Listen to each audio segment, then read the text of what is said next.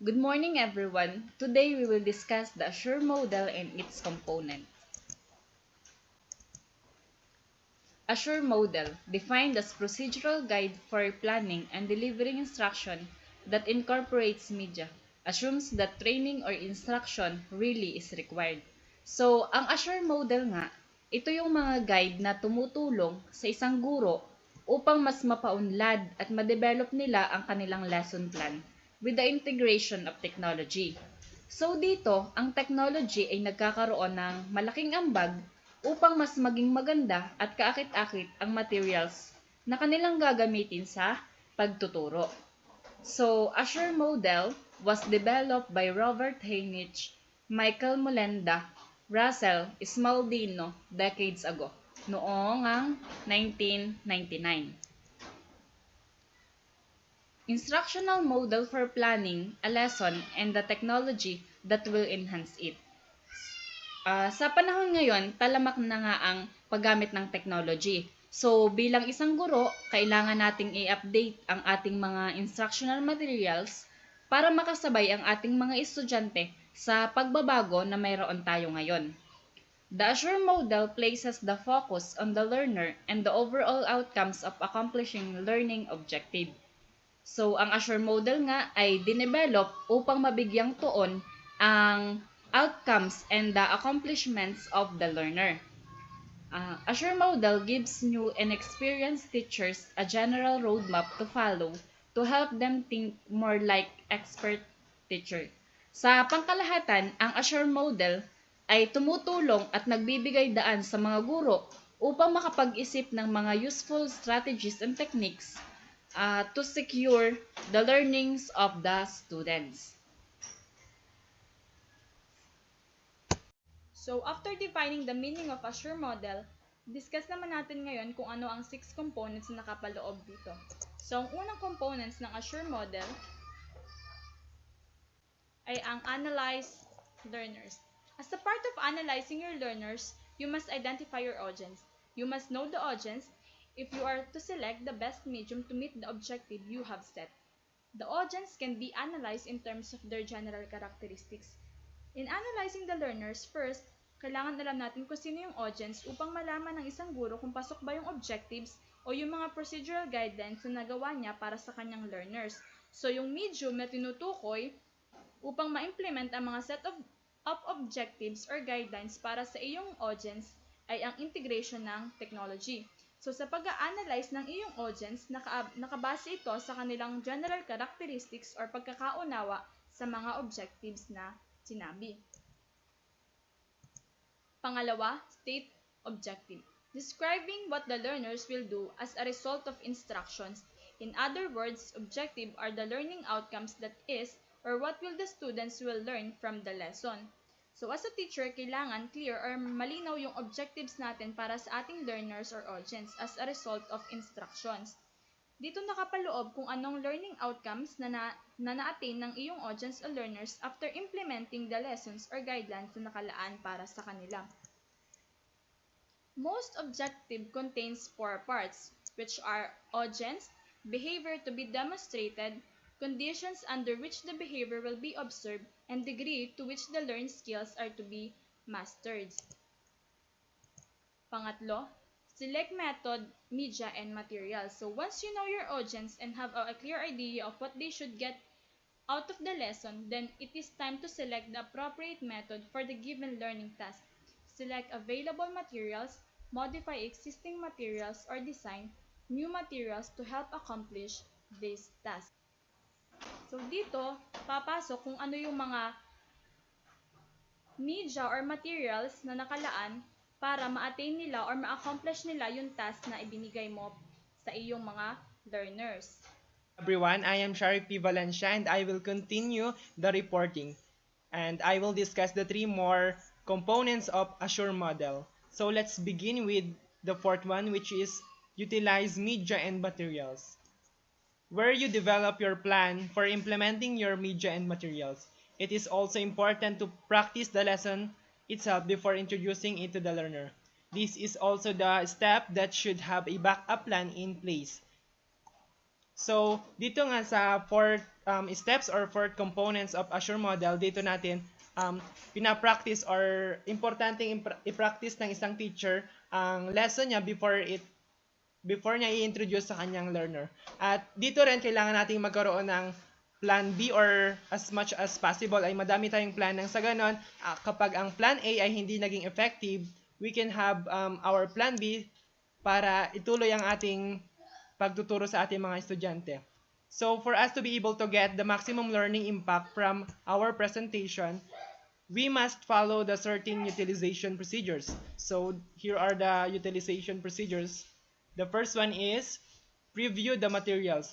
No instructional materials should be used blind.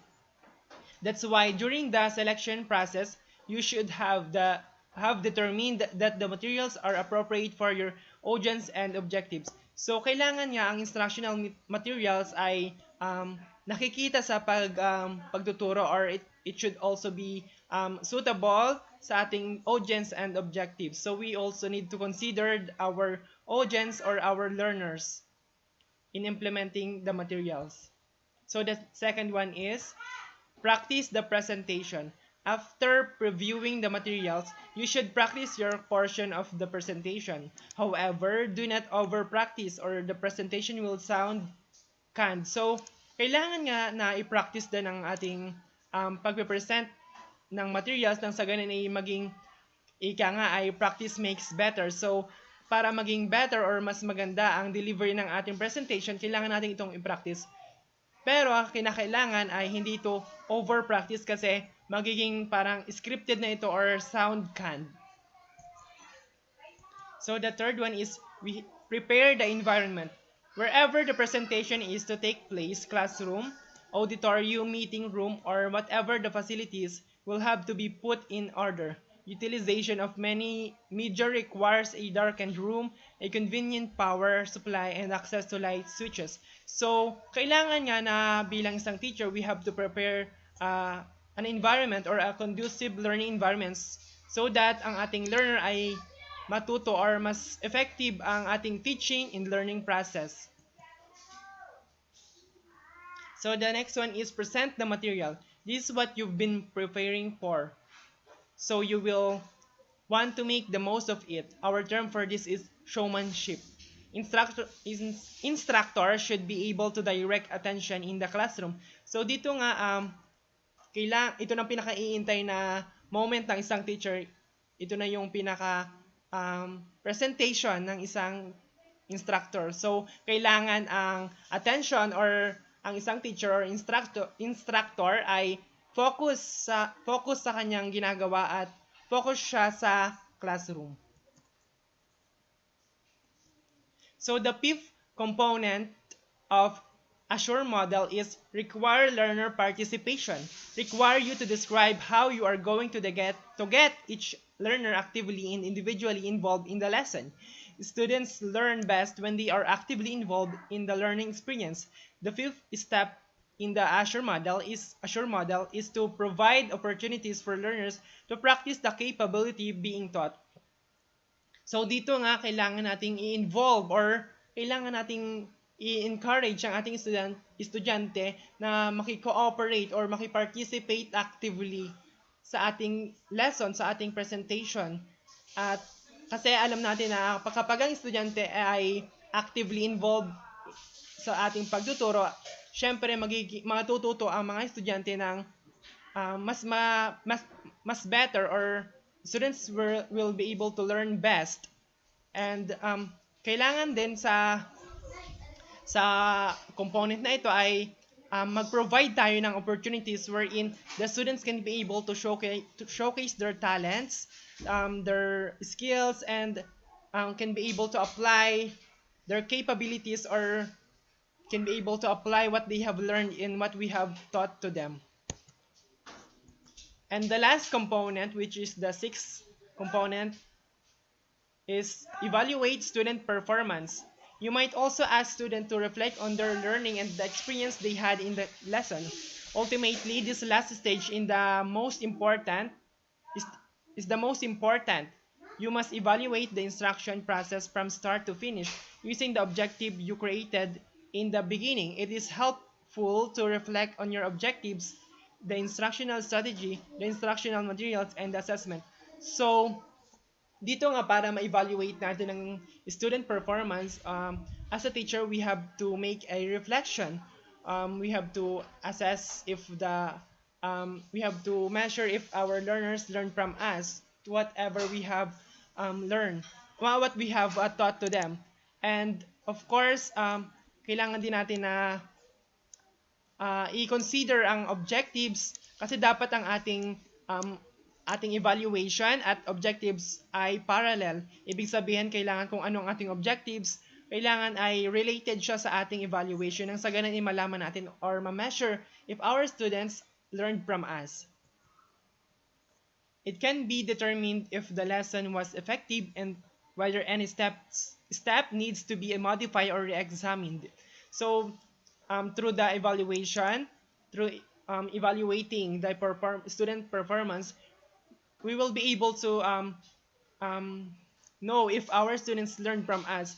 Malalaman natin kung effective ba tayong guro or kung naging makabuluhan ba ang ating pagtuturo sa ating estudyante. So that kapag may mga failures na mga estudyante, we can have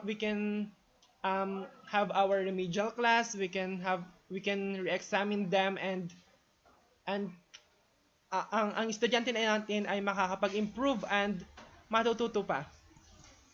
So I guess that's the end of our report. Thank you for listening.